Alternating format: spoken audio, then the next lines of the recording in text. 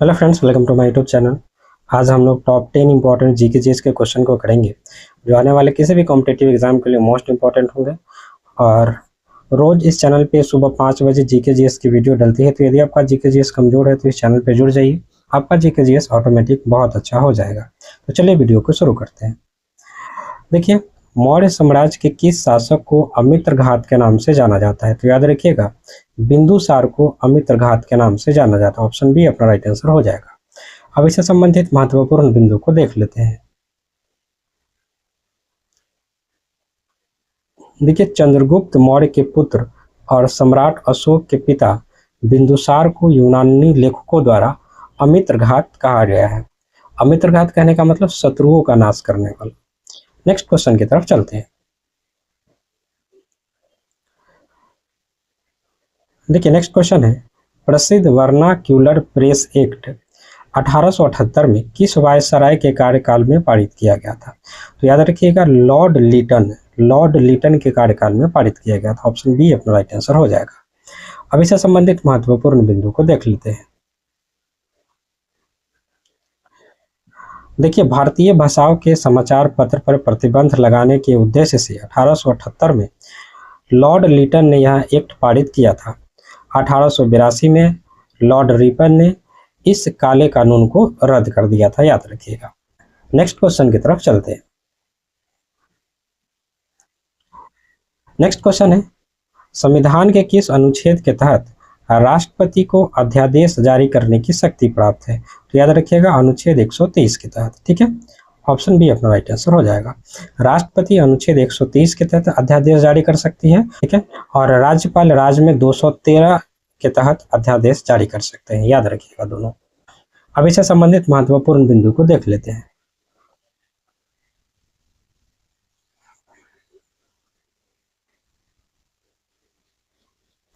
देखिए, जब संसद का सत्र न चल रहा हो तो राष्ट्रपति अनुच्छेद 130 के तहत अध्यादेश जारी कर सकते हैं और राज्यपाल राज्य में अनुच्छेद 213 के तहत अध्यादेश जारी कर सकते हैं। देखिए, अध्यादेश एक प्रकार का कानून है। जब संसद सत्र में नहीं होता है और देश में किसी कानून की बहुत आवश्यकता होती है तो राष्ट्रपति अध्यादेश जारी करती है। ठीक है, और जब संसद सत्र में आती है तो बाद में उसको स्वीकृति प्रदान की जाती है।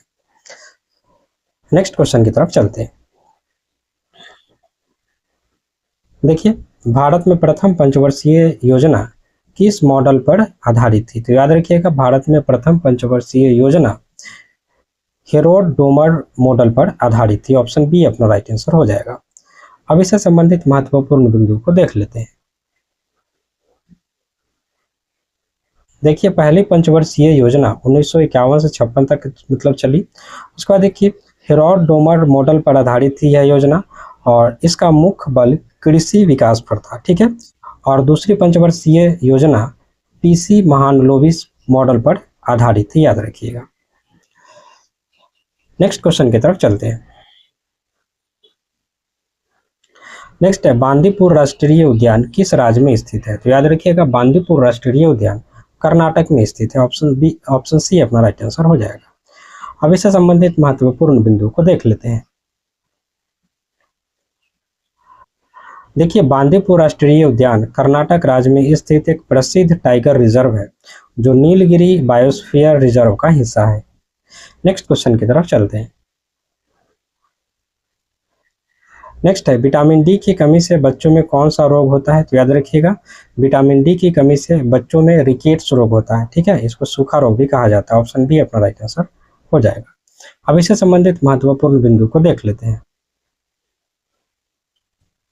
देखिए, विटामिन डी का रासायनिक नाम कैल्सीफेरॉल है और इसकी कमी से बच्चों में हड्डियां कमजोर और टेढ़ी हो जाती है, जिसे रिकेट्स कहा गया। ठीक है, और याद रखिएगा, वयस्कों में इसकी कमी से ऑस्टियोमलेशिया नामक रोग हो जाता है। नेक्स्ट क्वेश्चन की तरफ चलते हैं। नेक्स्ट क्वेश्चन है, गुरुत्वाकर्षण का नियम किसने विकसित किया था? तो याद रखिएगा, गुरुत्वाकर्षण का नियम सर आइजैक न्यूटन ने विकसित किया था। ऑप्शन बी अपना राइट आंसर हो जाएगा। अब इससे संबंधित महत्वपूर्ण बिंदु को देख लेते हैं। देखिए, न्यूटन ने बताया कि ब्रह्मांड का प्रत्येक पिंड दूसरे पिंड को एक बल से आकर्षित करता है जो उनके द्रव्यमानों के गुणनफल के समानुपाती और बीच की दूरी के वर्ग के व्युत्क्रमानुपाती होता है। ठीक है, इसका एक फार्मूला भी आता है जो अब मैं आप लोग को स्क्रीन पर दिखा रहा हूँ, ये इसका फार्मूला याद रखिएगा। नेक्स्ट क्वेश्चन की तरफ चलते हैं। देखिए नेक्स्ट क्वेश्चन है, पित्तल किन धातुओं के मिश्र धातु है। ठीक है, तो याद रखिएगा पित्तल तांबा और जस्ता का मिश्र धातु है। ठीक है, ऑप्शन बी अपना राइट आंसर हो जाएगा। अब इससे संबंधित महत्वपूर्ण बिंदु को देख लेते हैं। देखिए पित्तल तांबा और जस्ता, तांबा 70%, जस्ता 30% का मिश्रण है। और याद रखिएगा कांसा जो है वो तांबा और टीन का मिश्र धातु है। नेक्स्ट क्वेश्चन की तरफ चलते हैं। नेक्स्ट है, ज्ञानपीठ पुरस्कार किस क्षेत्र में उत्कृष्ट योगदान के लिए दिया जाता है। तो याद रखिएगा ज्ञानपीठ पुरस्कार साहित्य के क्षेत्र में दिया जाता है। ऑप्शन सी अपना राइट आंसर हो जाएगा। अब इससे संबंधित महत्वपूर्ण बिंदु को देख लेते हैं।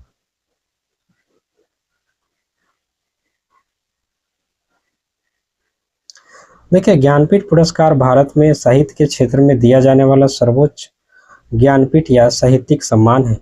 ठीक है, याद रखिएगा इसको। नेक्स्ट क्वेश्चन की तरफ चलते हैं।